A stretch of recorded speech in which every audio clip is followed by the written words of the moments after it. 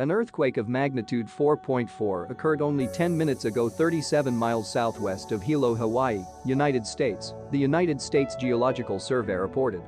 The quake hit at a very shallow depth of 0.9 miles beneath the epicenter near Hilo, Hawaii County, Hawaii, USA, late at night on Sunday, November 27, 2022, at 10:56 p.m. local time. The exact magnitude, epicenter, and depth of the quake might be revised within the next few hours or minutes as seismologists review data and refine their calculations, or as other agencies issue their report.